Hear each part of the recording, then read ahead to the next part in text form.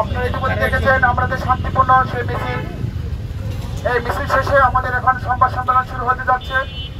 প্রিয় সাংবাদিক ভাই বোনেরা, আপনারা জানেন ডাক্তারদের আবেদনের বয়সীমা স্থায়ীভাবে বৃদ্ধি করার লক্ষ্যে আমরা আজকে একটি শিক্ষার্থী সমাগম করেছি। সেই শিক্ষার্থী সমাগম শেষে আমাদের দাবি চুক্তিগত বাস্তবতা তুলে ধরে মাননীয় প্রধানমন্ত্রী বরাবর আমরা একটি গণভবন অভিমুখে আমরা একটি পদযাত্রা করি। আমাদের উদ্দেশ্য হল একমাত্র মাননীয় প্রধানমন্ত্রী আমাদের দাবি বাস্তবতা সুরাহা করবেন। আপনারা জানেন ইতিমধ্যে এই দাবির ভিতরে নিয়ে সংসদ সদস্য সহ প্রায় 40 জন এবং ছাত্র সংগঠন থেকে আরম্ভ করে সংগঠন সকলেই দাবির প্রতি সমর্থন জ্ঞাপন করেছে। ইতিমধ্যে আপনারা জানেন শিক্ষামন্ত্রী মহোদয় আমাদের দাবির প্রতি একটা সুপারিশ করেছে। তার প্রেক্ষিতে জনবসন মন্ত্রী মহোদয় তিনি এই দাবিটিকে সরকারের নীতিগত সমর্থন বলে তিনি বলেছেন মাননীয় প্রধানমন্ত্রীর কাছে দাবিটি উত্থাপন করার মাধ্যমে তিনি বিষয়টি সুরাহা করে দেবেন। এমনটি বলেছেন এই দাবিটি বাস্তবায়ন করতে গেলে আরো কিছু মন্ত্রণালয়ের সাথে তাদের সমন্বয় করতে হবে। কিন্তু কথা হলো আপনারা দাবিটি বাস্তবায়ন করবেন, কিন্তু আমরা শিক্ষার্থীরা মনে করি সেটি কবে নাগাদ হবে সেই লক্ষ্যে আমরা আজকে একটা শিক্ষার্থী সমাগম দেখেছি এবং দ্রুত প্রজ্ঞাপন জারির লক্ষ্যে আমরা আজকে মাননীয় প্রধানমন্ত্রীর কাছে আগ্রহ আবেদন জানিয়েছি। আপনারা দেখেছেন সারাদিন আমাদের সাথে থেকেছেন।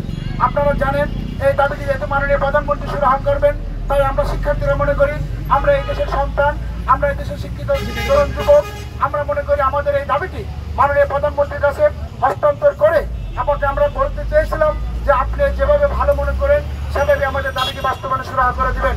কিন্তু অত্যন্ত পরিতাপের বিষয়, আপনারা জানেন আমরা একটা শান্তিপূর্ণ পদযাত্রার মাধ্যমে যখন আমরা শাহবাগ থানা প্রদক্ষিণ করতে চাই তখন আমাদেরকে আটকে দেওয়া হয়। এমন অবস্থায় আমরা অত্যন্ত কষ্ট নিয়ে আপনাদের কাছে বলতে চাচ্ছি আমাদের 3টি সহযোগিতা বোন এবং আমাদের 11 জন সহযোগিতাকে তারা অতর্কিতভাবে হামলা করে টেনে হিসেবে থানার ভিতরে নিয়ে যায়। এখন তারা গ্রেপ্তারাধীন রয়েছে। আমরা ইতিমধ্যে একটা আলটিমেটাম দিয়েছিলাম যে চাকরিতে প্রবেশের বয়সীমা সহযোগিতাদের দ্রুত সময়ের মধ্যে মুক্তি দিতে হবে এবং আমাদের দাবির বিষয়টি দ্রুত প্রজ্ঞাপন আকারে জারি করার বিষয়টি আমাদের এখানে এসে আমাদেরকে বলতে হবে।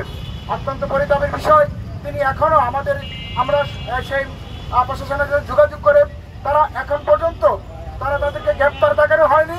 তাদেরকে জিজ্ঞাসাবাদের নামে তাদের ভিতরে অমানবিক নির্যাতন বা টর্চার করে চালিয়ে যাচ্ছে। আমরা মনে করি এটা অত্যন্ত গর্হিত একটা কাজ। হয় আপনারা গ্রেপ্তার দেখেন, নতুবা তাদেরকে সসম্মানে ছেড়ে দিতে হবে। কারণ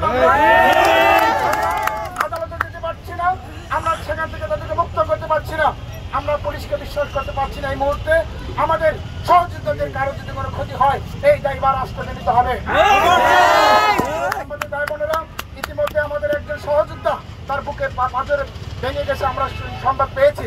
তো পুলিশের সে আক্রমণের মাধ্যমে আমরা মনে করি তারা রাষ্ট্রের একটা যন্ত্র, তাদেরকে বলি তারা আমাদের বন্ধু, তাদেরকে আমরা সহযোগিতা মনে করি। কিন্তু আজকের আচরণ আমরা ব্যতীত হয়েছি। অতীতে তারা আমাদেরকে সহযোগিতাপূর্ণ আচরণ করেছেন বিদায় আমরা বিশ্বাস নিয়ে আমার মাননীয় প্রধানমন্ত্রীর কাছে যাওয়ার জন্য তাদের কাছে আমরা মিনতি জানিয়েছিলাম। আপনারা জানেন আমরা করজোর করেছি, তাদেরকে আমরা বলেছি আমাদের দাবিটা শুধু আমাদের 5 থেকে 10 জন শিক্ষার্থী নিয়ে মাননীয় প্রধানমন্ত্রীর কাছে উপস্থাপন করুন।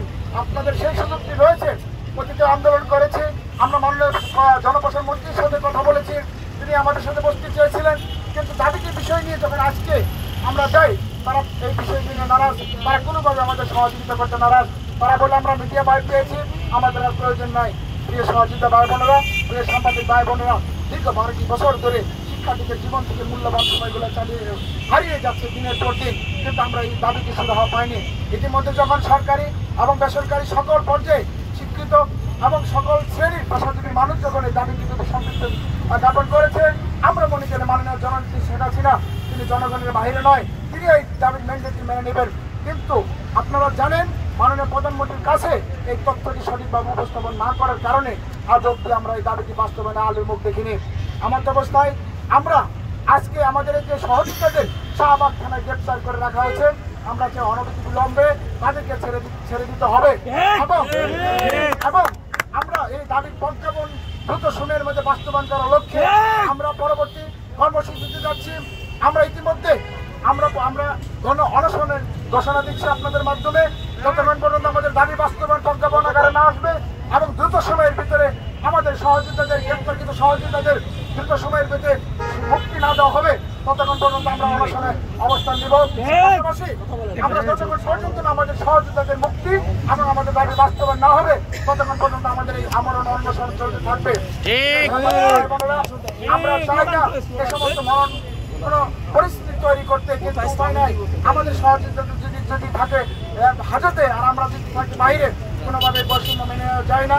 আমরা যতক্ষণ পর্যন্ত আমাদের সহযোগিতাদের একে মুক্ত করতে না পারবো, দাবি বাস্তবায়ন প্রজ্ঞাপনাতে না আসবে, আমরা মাননীয় প্রধানমন্ত্রীর কাছে আকুল আবেদন জানাবো যত সময়ের মধ্যে সন্তানদের মুক্তি দেন এবং এই সন্তানদের রাজপথ থেকে পড়া টেবিলে ফিরে নিয়ে যাওয়ার জন্য আপনার কাছে বড়জোর অনুরোধ করছি। আজকের পর থেকে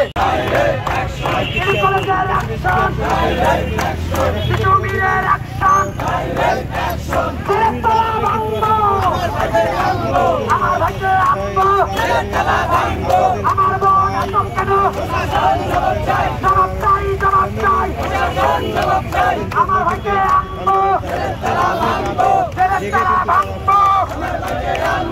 আমার ভাই আসো কেন? জবাব চাই, জবাব চাই, জবাব চাই, জবাব চাই, জবাব চাই।